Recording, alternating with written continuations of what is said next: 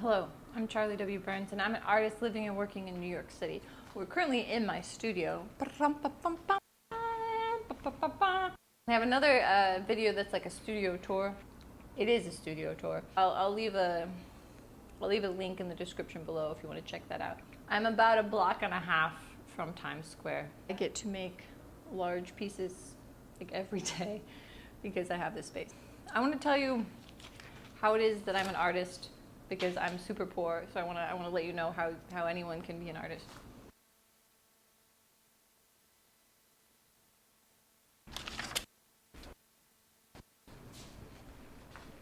First of all, I don't have a normal life. So if you want to have a normal life and be an artist at the same time, I don't think you can do that, right? Because artists are people who are willing to make art, and art is a very complicated thing to be participating in. So it's all about practice, and practice means that I have to value my time as something that is equal with money making. Right? So my practice is probably valued a little bit higher than the time I spend making money. Because my practice time is the time that I get to be most truly myself. And I get to participate in the practice of art, right? So the practice is more important to me than the time I spend making money. And most people I've met, myself included, but a lot of people have been brought up into a capitalist system that will tell you that unless you're making money, you're not successful. And practice necessitates that you don't think that way, that you practice for the sake of practice without making money first. And that's how you get good at being an artist. And that concept is it's anti-capitalist, and it's also just a hard concept to accept once we, when we're new at this. So practice is sucking at something. Practice is something and doing it consistently anyways. It is sucking it and loving it. It's not being any good at it. Practice doesn't mean you have talent. Practice doesn't mean you have skill. Practice just means that you do it consistently. That's what a practice is. So I set up my life, how long ago now? Probably around 6-7 years ago. I set up my life so that I would spend 50 minutes a day doing 5 different things for 10 minutes. And I do them all almost every day. Like if I miss a day or two, I don't mind it, because practice is consistent. It's not always.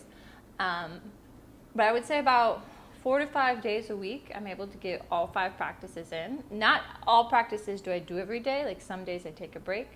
And then the wonderful thing about doing a practice for 10 minutes is that sometimes I just do the 10 minutes and I'm like, I'm done, let's go. And other days I do the 10 minutes and then it's so inspiring that I end up doing like an hour or a couple of hours sometimes on a certain practice. So the great part about just committing to 10 minutes is if I feel like doing longer, I can, and if I don't, then I don't.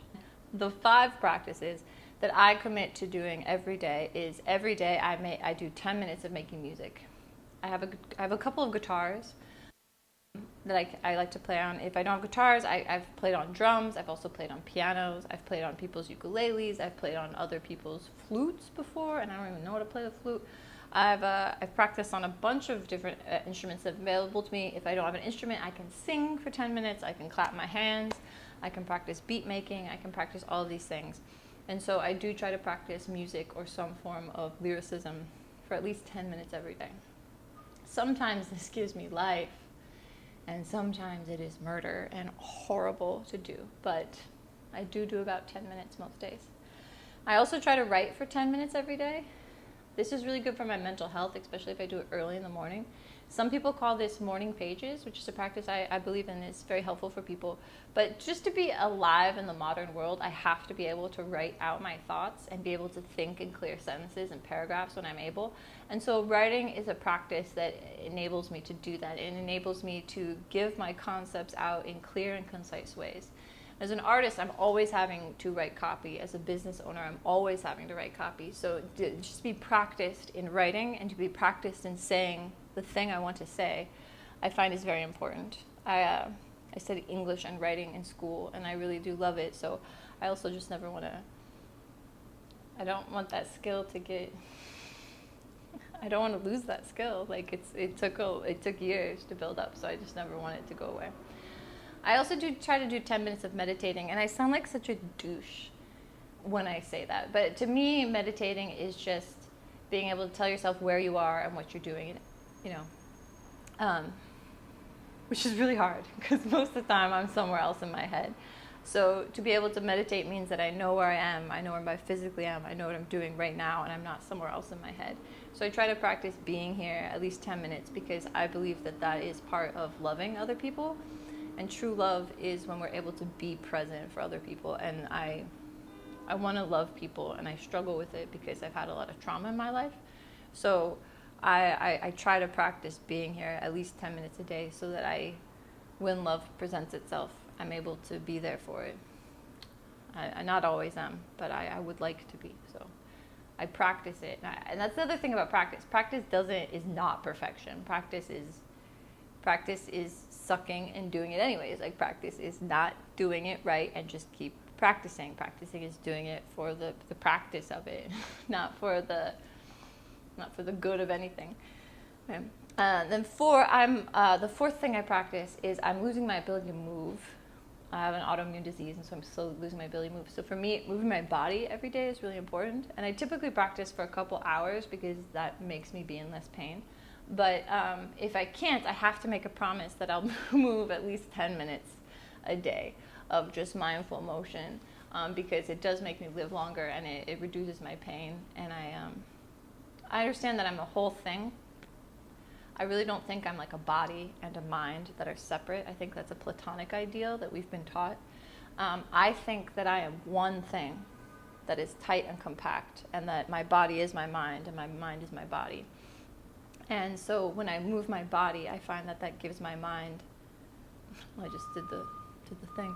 But when I move, I get more ideas, you know, and there's certain thoughts I only have in certain positions. So it's important for me to break up any day with movement. So 10 minutes is what I can commit to, and I do that most days.